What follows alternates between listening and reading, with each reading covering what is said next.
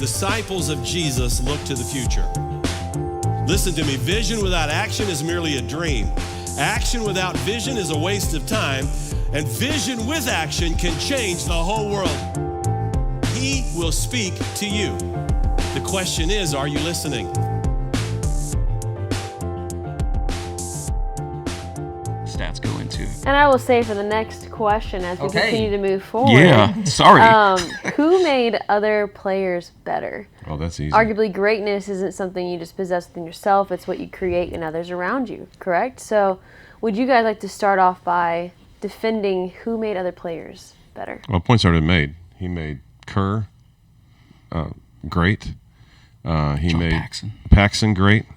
He made, who was the center? Cartwright, who could hardly run up and down the floor. Yeah. Great. Did LeBron play with a limited center? I don't remember. Timothy Moskoff, you think he was a... I'm sure he did. Yeah. These poor other players, Shout out to you guys made it to the NBA, even though we're Cavs. talking on them. Yeah. He made Rodman better. LeBron. JaVale McGee. Yo. Hey, shout out in China. Michael had attitudes, but it was attitudes towards better. Yeah. LeBron has attitudes, but it's attitudes about me. And I can't. Somebody that's emotionally immature and makes it all about themselves and has to keep telling everybody, I'm the greatest, they can't be the greatest. This is where we're starting to get into this isn't the stuck in the past, but this is starting to look at the past through rose-colored glasses. If you're going to say Michael Jordan was not every bit, if not more cocky than LeBron James, and that's starting to look at the past with rose-colored glasses, I would say Michael Jordan was a very extremely cocky, confident player. He absolutely believed he was the best. And I don't know why it seems like only LeBron was confident in his own greatness. I will say, though, we're going to continue letting y'all give your full defense as you give rebuttals to who made other players better. So what's the editor going to do with that? The editor has a lot of power. Yeah, 100%. He's going to change our words to say that someone else is like, I don't like that argument. AI voiceover. Yeah, that's right. Well, so just the person. So what question are we on? Who made other players better? Okay, so we're talking about the person. I don't remember. I could be wrong. I'm not going to use rose-colored glasses. Are you anyway? I don't remember Michael ever flopping and acting like he had a broken femur, all the while looking up to see if the camera was on him. LeBron did that. That's a disgrace to a professional athlete to be thinking about, especially when you're being viewed by the world, to be thinking about, is everybody watching me? Is my sales job of this foul good enough? And then it turns out there was nothing. There was no injury, nothing. And that kind of thing just might be rose-colored glasses. But when I watch LeBron, I think, man, what a specimen, what an athlete, what a career, what longevity. And with his toes the way they are, I'm amazed over and over and over again that he can do what he does with lateral movement, etc. Have you ever seen his toes? No. Oh, man. Has anybody ever seen his toes? Jordan's toes? No, LeBron's. LeBron's toes. No. I try not to look at anyone's toes. Yeah. Well, it's all over the internet. They are messed up. Don't go look at toes on the internet. There's a lot of toes on the internet. Don't look at toes on the internet. Flush that out. This is taking a weird turn. Back to basketball. I'm glad I helped you laugh back there, Kristen. Just go ahead and make some noise. What was that point I was trying to make? It was good in my own mind. His toes, that he could just... Overcoming adversity of toes. His dogs. Oh, yeah. I believe Pastor Justin would like to add. I was just going to say that MJ demanded excellence from his... That's what I was trying to get from his teammates. Was he a jerk? Probably. But he demanded excellence, and he brought that out of his teammates. Even early on in MJ's career, like the scoring, the highlights, like everything's just a thing of beauty. And you watch him play, but he wasn't accomplishing a whole lot, and he had to have some convincing from his coaches to be like, hey, you're going to be able to accomplish more, to achieve the goals that you want to achieve if you include your teammates. So he started taking the focus off of himself and to help his teammates get better, and that's when they started having success. And so that's what, like, you make the other people around you better, great. And no, it doesn't always come with assists, but like, he's demanding the best, the absolute best out of his teammates. Okay, so I got a question for you guys. Fire. Can the greatest of all time be the greatest of all time when he only played all 82 games one season? Yes. Of course, they're going to say You just yes. said it's not about longevity, so yes. Well, my point is, if you're great, you don't miss a game because of a hangnail. Can I offer a rebuttal? I Oh just yeah, want now the ball's in your Okay, court. They're So done here, with their. what I'm looking at here, I'm looking at a Stockton, Another Facebook. another screenshot. another Stockton comparison Sure, to that was made in LeBron. good faith. Out of 22 games, Stockton played 16 seasons, all 82 games. So longevity. You guys keep bringing up longevity. We can happily fact check all of our resources for those who will listen to this later. This is from. I have to have a 2nd We're doing editor. perfect attendance now, so But yeah, we're blessing your stat sheet there. yeah. Out of 1,413 games, LeBron only played all 82 games once. So Stockton and LeBron almost played the same number of games, with Stockton playing complete season 16 times, LeBron just once. Yeah. So can you be the greatest when you're not on the floor a whole bunch of the time? That's the question I want to throw out. If I can respond, If this is inaccurate, I'll take responsibility for capturing something that's it very inaccurate. well may be. To me, the two big points you just made about LeBron, what you perceive as flopping or selling calls to the refs, and what you also just showed of LeBron not playing all 82 games. To me, this gets into our next question, because to me, those are two things that are derivative of the era in which they played. LeBron played in a very different era than Michael Jordan. If Michael Jordan was playing today, he would absolutely be working the refs. I will say we'll keep eras for eras. You can stay in. We'll talk about that next. I do Stay just on want to say topic. all of your big points for this, to me, if Michael Jordan's playing today, he's doing the same thing. It's a different era of basketball. It's an era of load management. It's an era of working the refs. Every great player playing today. We all love Luka Doncic. Luka Doncic works the refs. So I think But see, to there's me- things that are different eras, and we're not comparing eras. We're comparing. Again, the We'll talk about it in the next question is section. who made other players better, and I can't wait Take to it, get to the Brandon. eras question because I'm excited to hear those arguments. But your response to who made other players better? Go ahead, Brandon. Who made other players better? Again, LeBron James has elevated all of his teammates, all of his players around, whether it was in Cleveland, Miami, or Los Angeles, and wherever he decides to go to next, his teammates will be better because of him. Assist being one of them, but not getting into why assists make your players around you better. Yeah, Jordan did demand excellence out of his teammates and the people around him. I don't know where to take this, though, if we're not going statistically. Maybe we're going more towards, like, personality, because you can also go watch The Last Dance. Like, there were teammates that were like, yeah, he is a jerk. Like, they did not like how Jordan talked to them, how Jordan treated to them.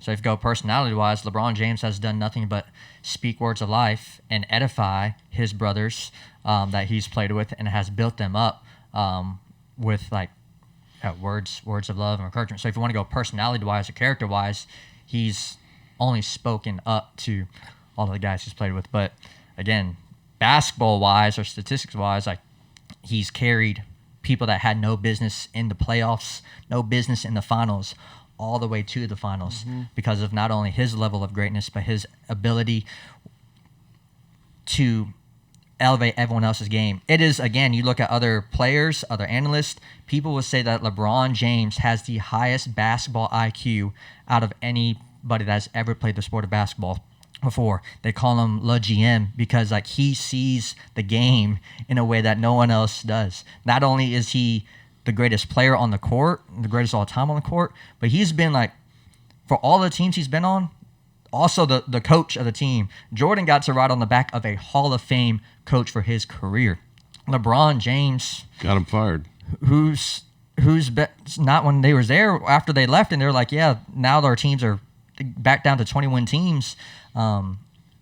Who's the best coach? Pat Riley? Eric Spoelstra, probably. Eric Spoelstra? Yeah. Or in Miami. Pat Riley, maybe, yeah. His best Ty coach. Lue.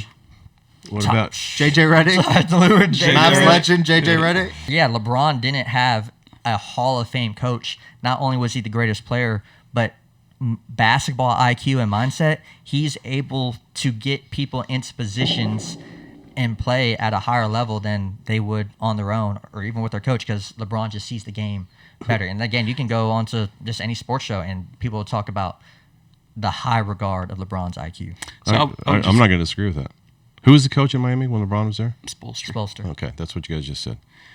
Yeah, I would. I love the La GM and La Reader. Yeah, La Reader. I All can that. attest to that. It's funny. Corniness is not one of the categories. Yeah, that's right. I would, to me, in my mind, when we talk about that, and LeBron didn't have these coaches, and he became the coach. There's a level of like humility and submitting to that authority. Like, was he actually doing that, or is he trying to take over? I'll also just rebuttal. That sounds weird to say that. Go ahead and to your try. point, We need another blender to get Kristen laughing. The other point you made about a Hall of Fame coach, he wasn't a Hall of Fame coach, and it goes back to the point that Jordan, because of who he was and the success that he had as a player, he built and elevated those guys. You recognize Phil Jackson as a Hall of Fame coach. Now, he did go on to win with the Lakers, but it was because in big part of MJ. So that was built, and he didn't leave and try to go establish somewhere else. He built the team. You can kind of make that argument anywhere, though. It's like you can say LeBron made Kyrie, and it's like you can say anyone made anyone, but the reality is Phil Jackson went on to the Lakers and saw an insane amount of success on a completely different team, not riding Michael Jordan. Yeah, so it's my like, point is just I think he wasn't Phil Jackson's a great coach no matter what team he's he wasn't on. recognized as that when he was with the Bulls, and that's the thing too, is like, when we talk about you had this person, that person, or teams or whatever, like those guys can't help that. Like, Cowboys fans, it's always like people are like, Emmitt Smith is not the greatest running back of all time or shouldn't even be considered because he had this amazing offensive line. That's his fault. He did the best of what he could, Gil right? Bryant. So Gil Bryant. MJ's the same way. 3 questions left, but I really am excited about this next one because Sam is so eager to get into this space, and I'm eager to hear your arguments about it. But this is the respective eras question, and we're going to start with you guys. We started with y'all last time. So in the respective eras, who would have played well in both, and which one did better in their own? It's a 2-part question because you have to discuss both sides. Who did better in their own era, and who would have done well in either? I mean, let's start by saying this is fully a theoretical question at this point. We have no way of knowing that we're giving our best guess. To me, this is another one that I highly respect and value both of these players. I think they both would have been great in either era. But, I mean, if you're just picking them up and placing them, if LeBron is the specimen that he is in the 90s, I think it might have been bigger than I don't think Michael Jordan playing in today's NBA would rise to the top in the way that LeBron did versus I think LeBron would absolutely rise to the top in the 90s. Why? I'll go against my teammate here for a little bit. Like, great. I don't know, not to. We're That's all fine. Unity. Again, this is a hard question comparing eras. Who would do what? Like, I think Michael Jordan is still Michael Jordan if he was playing in today's era. I think LeBron is still LeBron if he was playing in the 90s. Like, they're just that great of athletes and competitors, not only physically but mindset wise. I think they'd be the same in either era. I forget where I was going, but one question I did have when it came to generations and just era basketball. When MJ was playing, were they still just playing man-to-man basketball? Was zone defense a thing yet? Zone defense came in the early 2000s, right? Yeah, I don't think it was. I don't think zone defense was. I think that would be the one thing that you could say, like, career-wise, LeBron had to face literally zone defense where guys could come down around him. You could say thing about Jordan. They were literally sending the house against him too. It's just, I don't know, hard to get into. It's really hard. Well, we haven't brought that up. Okay. Yeah, I was asking, like. Yeah, we haven't brought up the difference of the game in the eras either. I was going to bring some of that up. Yeah. Yep. Okay. So Well, that's what this question is all about. Well, let me just get into what I was starting to say earlier, which is the critiques of LeBron all being he's a baby, he works the refs, he's selling calls. What was the other big thing? I'm blanking. I was talking about his acting when he's laying on the floor looking up to see if he's on the screen. Yeah. I didn't say anything about Oh, and the perfect attendance thing. He missed games. He didn't play all 82 in a season. Again, to me, what I hear from you, which is totally valid, is I miss the 90s NBA. I miss hand checking. I miss guys who were not doing load management. Nobody said that. I miss, that's what I'm hearing from what you're saying, and which is totally fine. I wasn't here to watch the 90s NBA. I'm not yearning for it either. I'm just trying to make the point. I think that game was harder. It was more physical. I think the game's not as physical now that you can fake a charge and get a call. Then they fought. There were multiple times where they were fist fighting.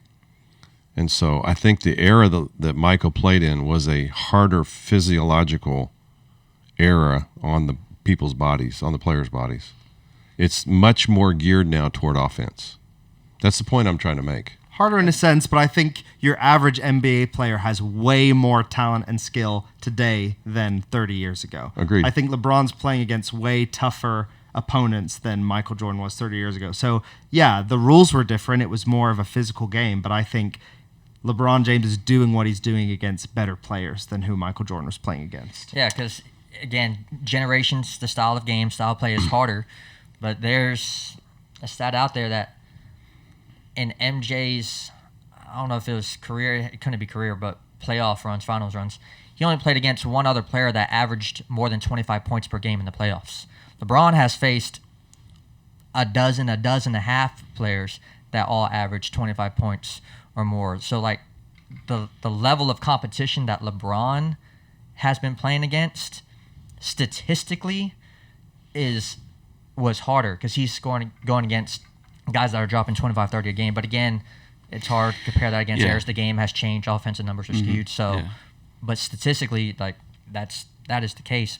But it's hard to compare. And again, context matters because like they score more in today's NBA, and they didn't in the 90s and 80s as well. Like it was boring. There's a lot more defense that was involved, but there's like literally like clobbering, like tackling. And I'll say too, like I don't think in today's NBA that every player complains as much as what LeBron has done or Luka definitely does. Not every player approaches it that way, which is pretty refreshing. But you know, when you talk about the eras, it is hard to compare. That's what we're going to end up with. Yeah, but the thing that I always go back to is like, who was the most absolutely head and shoulders dominant above everybody else in their era? And because people are like, oh, MJ's playing against plumbers, and they all like these guys have plumbing jobs in the off season and stuff, but that's not the case. And I think that he was more dominant and defined the game in a bigger way against his area, against his era. No, see, that's the thing is even whole career, even Wizards, Michael Jordan, even in the 80s that you're often forgetting about when he was losing in the playoffs against these juggernauts. MJ was like, dude, that dude was so smooth and so sweet, and like his dominance as an individual player was like nothing else. It's not just for 6 titles, but I honestly I think that because we can arrive and say, the eras thing is difficult to talk about, but I do think that MJ in today's NBA, if he was able to score 30 points a game in a crowded spacing 90s defense, what he would be able to do in today's NBA with how spread out it is and how heavily emphasized 3-point shots are, I think he would dominate. And I think that there's a you know, we talked about hand checking, the rough physical play that existed then that doesn't exist now. I think you put him in today's NBA, he scores even more. Mm-hmm. I just think part of MJ's thing is the mystique of it. He was doing stuff no one had ever seen before. You look at MJ's highlights, things like from The Last Dance, they're like his greatest plays of all time. People had never seen guys do that. You've got role players making mid-level exception money today who can do the things Michael Jordan was doing in the 90s that no one had ever done before. Sure, he was first. If LeBron was first, MJ would have walked in the door after him. It's just you can't help the era you play in. You can only maximize the era you play in, I would say. And so that's why I think MJ did that more so than LeBron has, because Steph has defined the game a little bit more in this era than LeBron has. Changed Nobody the game, could be sure. that couldn't be said for anyone else except for MJ in his era. Because Steph can do what Steph's game, everyone can replicate. Everyone can start shooting more. Like, kids now want to start shooting the 3-ball. Kids now want to start getting foul calls like SGA. Kids now are doing that. Kids don't do that. Yeah. Don't flop. Don't See, flop. that ruins it to me. But That's people not can't wrong. emulate LeBron James's game because of his physical stature and nature. He can play and he can guard the 1 through 5. Jordan is not playing and guarding the 1 through 5. And that's why, again, just another whole picture what makes LeBron James the greatest. I'll give it to you, like, Steph's changed the game more in this generation more because of, like, his shot, but I think LeBron has changed the game just as much. He had, 8 straight Eastern Finals appearances, 9 Finals appearances. Like, now look at the Eastern Conference since he's left. Like, it's been a different winner every single year. He dominated the Eastern Conference for all that time. And then also, too, during LeBron's reign, and still now, like, they're not just teams and organizations are game planning how to beat LeBron James. They used to do that with Michael, too. No, they're game planning how to beat the Bulls because they were a great team. They were a dominant team with and without MJ. No, they weren't worried about Rodman and Cartwright scoring. Yeah, you're trying to stop MJ. I love that you brought that up because I kind of want to rebut to that. Why do you keep looking at the camera when you say that? You feeling guilty about cussing in here? No. Is that 2011 Mavs, right? Like, we all Mavs fans absolutely love them. Dirk, greatest championship run of all time, in my opinion. Yes. Yeah. Agreed. 2011 Mavs. Recently, Jason Terry had an interview where he said we knew at that point in time in LeBron's career he was not a good jump shooter, and so we targeted him for that. We also knew that when they played zone defense and spacing, they created confusion for him. If he saw 2 defenders around him, he got a little panicked and would throw the ball away and make bad decisions. They game planned against LeBron James in that manner. No one could ever say that they are game planning for MJ. So what Jason Terry said is, like, we know D-Wade's going to get his. We can't stop him. Let's try somebody else. Oh, it can be LeBron. Let's do that. No one's doing that for MJ. Like, no one is trying to game plan to stop MJ in those series, in those games, because they knew that he couldn't be stopped because he didn't have any part of it. He didn't have any part of his game that was deficient, but LeBron did. Again, we concede. Agree or disagree? We both concede. Agree or disagree? I'm trying to I we disagree. we both concede that Michael Jordan had the best peak. Like, those 6 seasons where he won the championship, no one's touching that. But we were talking from rookie season to retiring, which for Michael Jordan was his 3rd retirement from basketball. We're talking dominance across You're forgetting that the 80s entire as well. career. You're forgetting the 80s. Where he with kept MJ. losing. I mean, that doesn't in the mean that he seasons can't be where dominant. LeBron was going all the way to the finals, MJ was losing in the 1st or 2nd round. First round. Couldn't get past the first round. Okay, That doesn't mean that he can't be dominant. He was the best player in the NBA.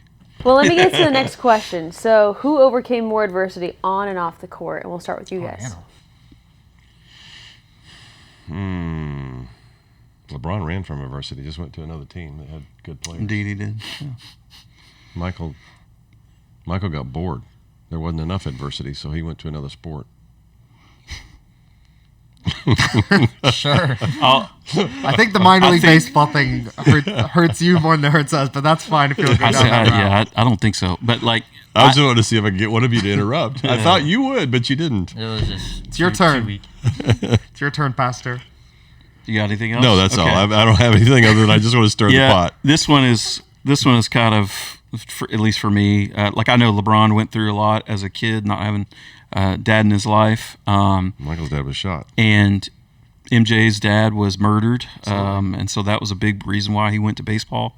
Adversity, I think that he, again, I've already said it, but losing to Celtics and Pistons multiple times against Hall of Famers. I believe the Celtics in some of those series, they started 5 Hall of Famers. Yeah, those teams are good.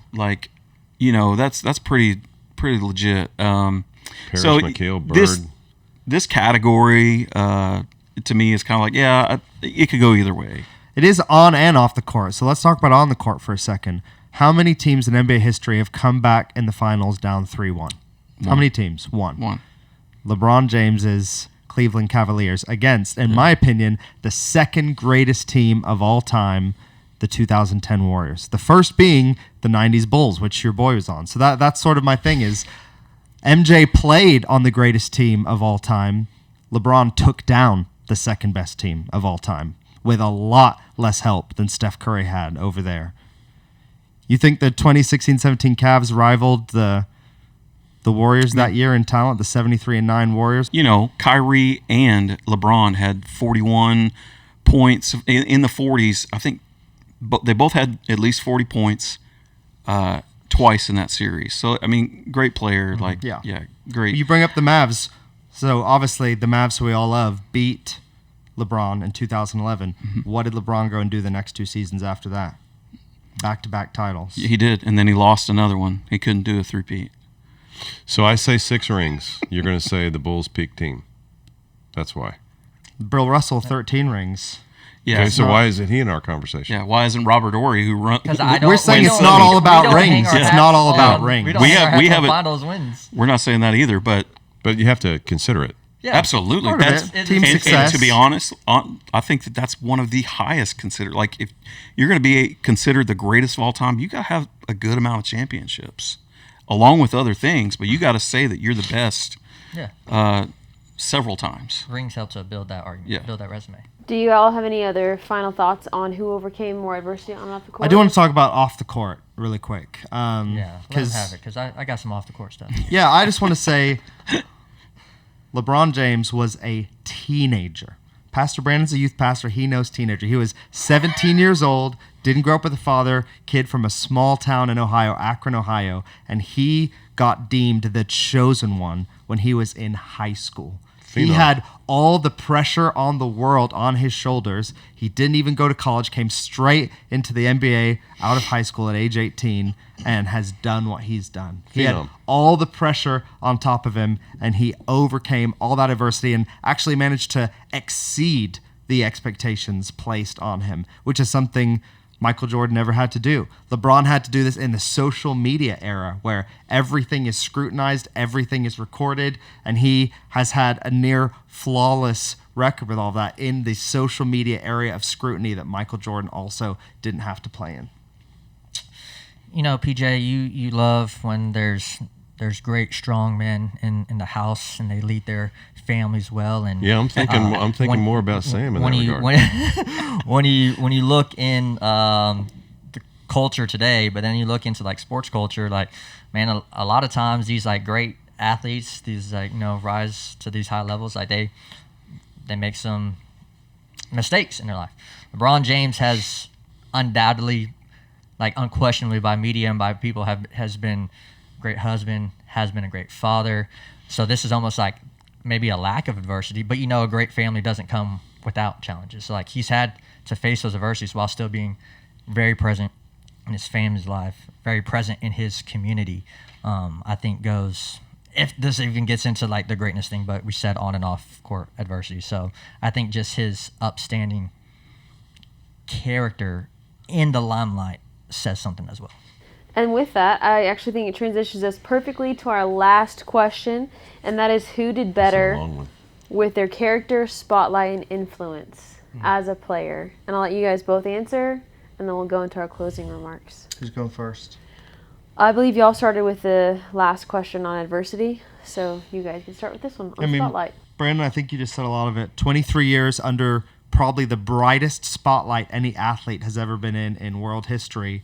No scandals, no divorces, raised his kids. He opened the I Promise school. He used his finances to pour back into his community, not buy and poorly run the Charlotte Hornets and now a NASCAR team. He has had a lot of impact in his community, and he raised his family so much so. I got a picture here. This is LeBron and his son, Bronny, who was a little child when LeBron was dominating the league. Did you get that off Facebook? Oh. This is straight from Google. This is I have not all an kinds of edited thoughts image. about this. This Where is you're going with LeBron and Bronny. This is his little boy. I've got a little boy myself. Can you turn it where I can see it? Yes, absolutely. Bron was dominating when his son was toddling around the court. And in this Houston Rockets series that I just referenced, in a meaningful playoff minutes, LeBron is throwing playoff lobs to his son on the team with him. That is a legacy of family, both on and off the court, that I think is a huge part of his greatness. I've said my piece before, and that's a great addition to it, yeah. Question again? Who did better with the spotlight, influence, and character outside of the game? Michael does have assorted character issues. Yeah. Agreed. They may be taking a gamble on this answer. But that's and like I respect the question, and like we're talking about greatness, and it applies to a lot of life, and obviously we want to be great in every area of our life. When we're talking about sports, this though, I'm thinking like on the court, on the field. Yeah. So yeah, I don't, outside of the game as well. One thing, I don't know if this applies to the question. I'm just gonna say it because it hadn't been brought up. Jordan carried a brand and made it global through Nike and Air Jordan.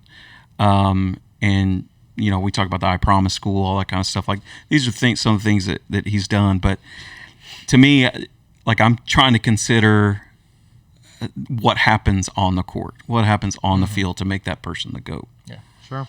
Arguably, the question made it in because if you are a great man on the court, there's a platform you're given, Yeah. and it's what do you Yeah. do with that, so to speak. So, Yeah. just give him some context, but I definitely understand where Yeah. you're coming from. Yeah. All right. And everything you guys said, like, no notes. Here's where you guys just sold me on off the court. I'm going to concede this to you right now. Michael Jordan, greatest of all time, Space Jam movie. Yeah, yeah. When you're when the universe is at stake, and you need one player, who you calling? It's MJ. Ghostbusters. And it's James. true.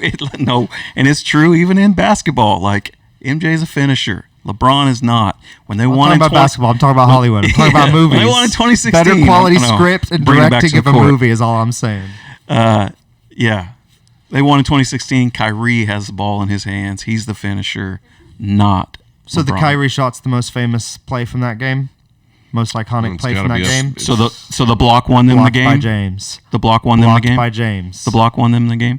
The block is what everyone remembers. Blocked by James is The shot probably won the him the most game. famous NBA player Trying to of all remember, time. did he beat on defense down there, and then he had to recover to block that? That's right. Overcoming Well, adversity, baby. As we dive into this, let's just go ahead and get to our closing statements. We're never on topic. If I Sorry. remember right, he had to recover because he got beat at the other end. And we're going to start with your side, closing statement. 2 minutes, you're going to seal the deal. Why is MJ the greatest?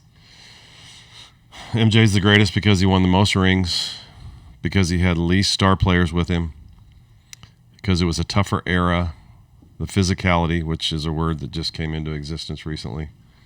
It was tougher because he played defense, won defensive awards. You go and I'll think some more. Okay.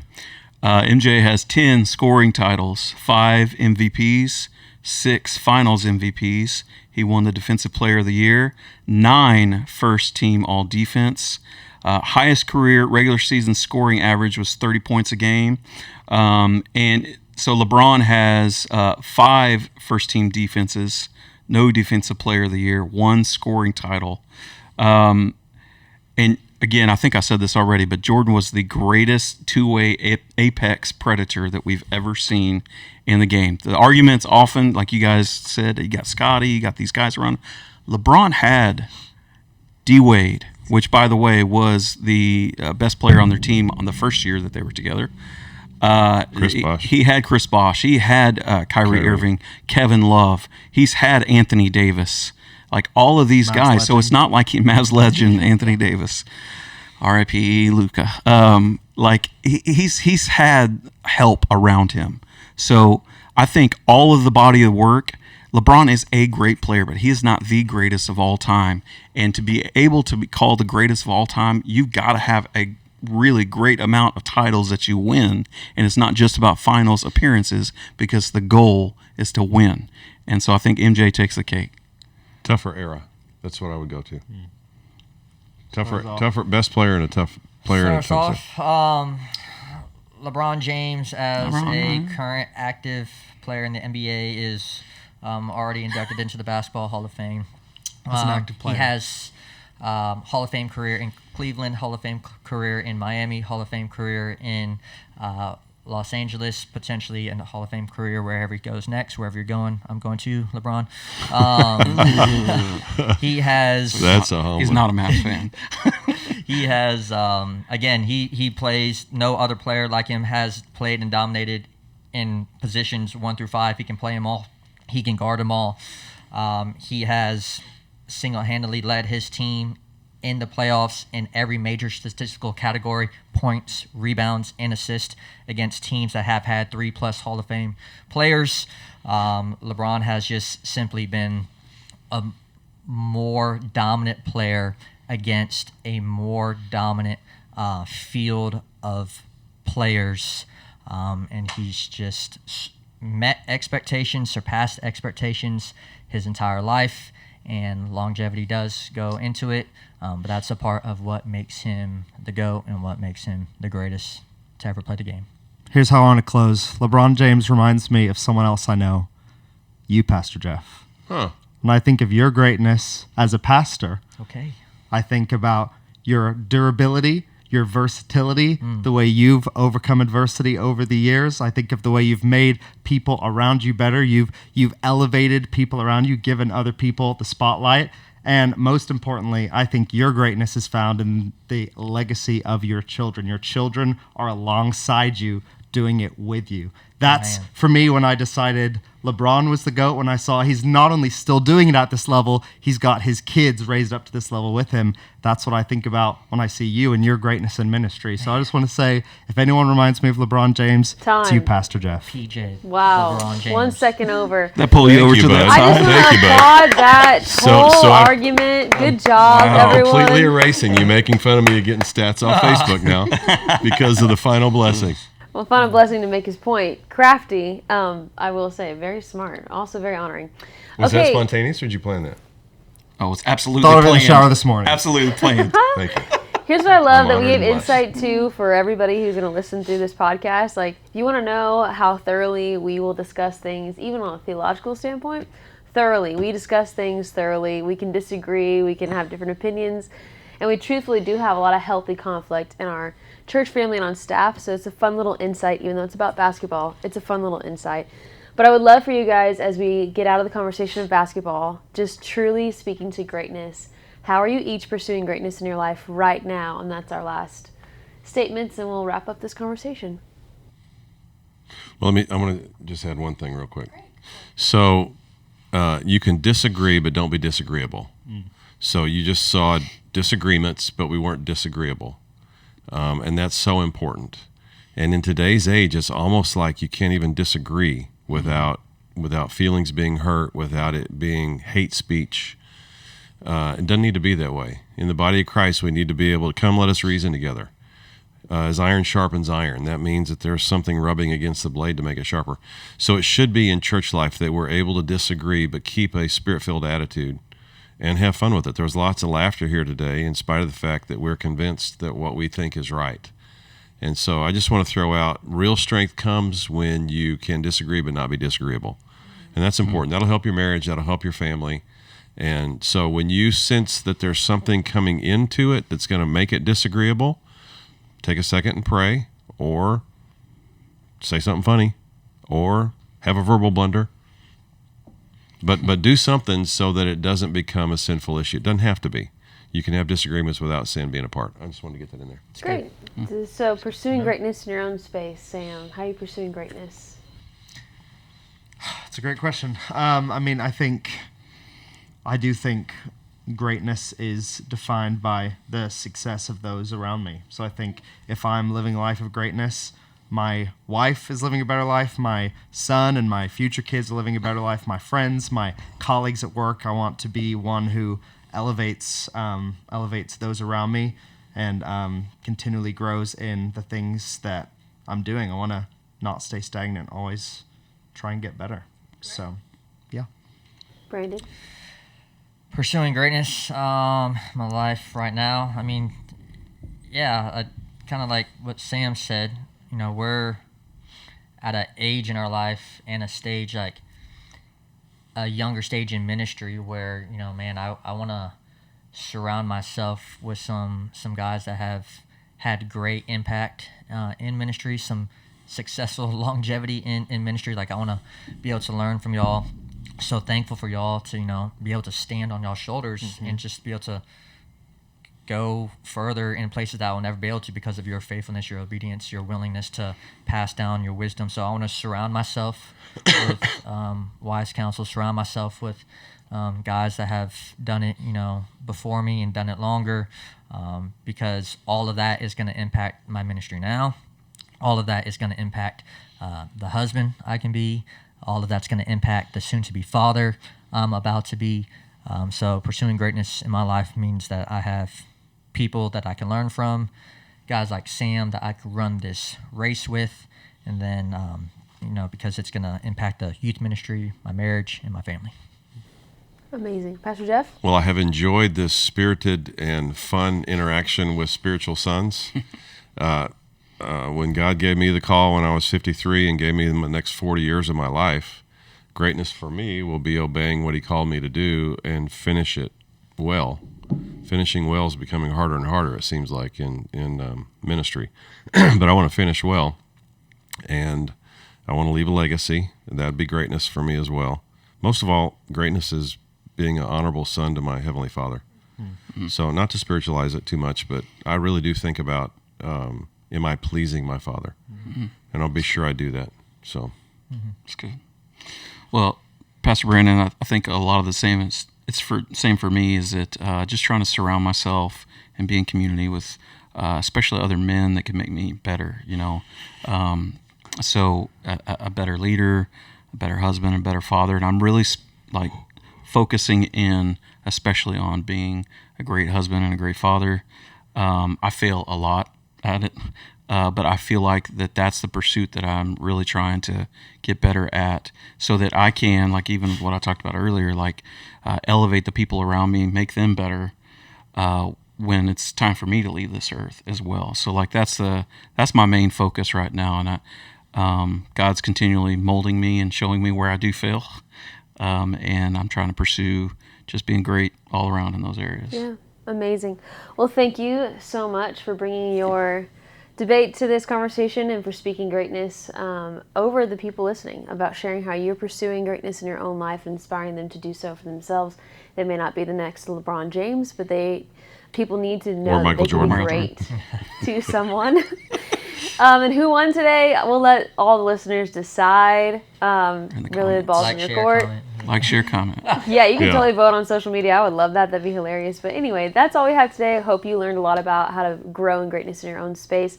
Thank you again for your time today and for debating so well and having so much fun. That's it for me. You ready to close out? here we go, everybody. Peace Peace out. out. Peace out.